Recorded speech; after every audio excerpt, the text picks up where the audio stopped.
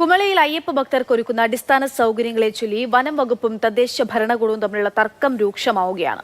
ജില്ലാ കളക്ടറുടെ നിർദ്ദേശപ്രകാരം പഞ്ചായത്ത് നിർമ്മിക്കുന്ന താൽക്കാലിക ശൌചാലയത്തിന്റെ നിർമ്മാണ പ്രവർത്തനങ്ങൾ വനം വകുപ്പ് തടഞ്ഞു.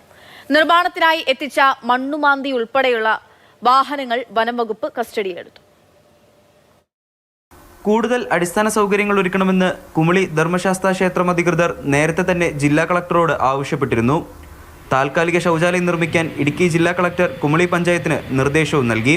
നിർമ്മാണ പ്രവർത്തനങ്ങൾ ആരംഭിക്കുന്നതിന് മുമ്പ് വനംവകുപ്പ് ഡെപ്യൂട്ടി ഡയറക്ടർക്ക് പഞ്ചായത്ത് സെക്രട്ടറി കത്ത് നൽകിയിരുന്നെങ്കിലും യാതൊരു മറുപടിയും ലഭിച്ചില്ല എന്നാണ് പഞ്ചായത്ത് അധികൃതർ വ്യക്തമാക്കുന്നത്.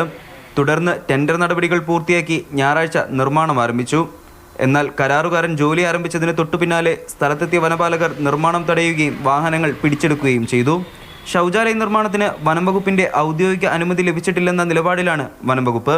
കിലോമീറ്ററുകളോളം നടന്നെത്തുന്ന ആയിരക്കണക്കിന് അയ്യപ്പ ഭക്തർക്ക് പ്രാഥമിക ആവശ്യങ്ങൾക്കായി പോലും സൗകര്യമില്ലാത്തത് വലിയ പ്രതിഷേധത്തിനും ഇടയാക്കുന്നുണ്ട്. സംഭവവുമായി ബന്ധപ്പെട്ട് പഞ്ചായത്ത് സെക്രട്ടറി ജില്ലാ കളക്ടർക്ക് റിപ്പോർട്ട് സമർപ്പിച്ചിട്ടുണ്ട്. മണ്ഡലകാലം പകുതി പിന്നിട്ടിട്ടും വിവിധ ഭരണകൂടങ്ങൾ തമ്മിലുള്ള ഏകോപനക്കുറവ് ഭക്തരെ വലയ്ക്കുകയാണ്. മാതൃഭൂമി ന്യൂസ്, കുമളി.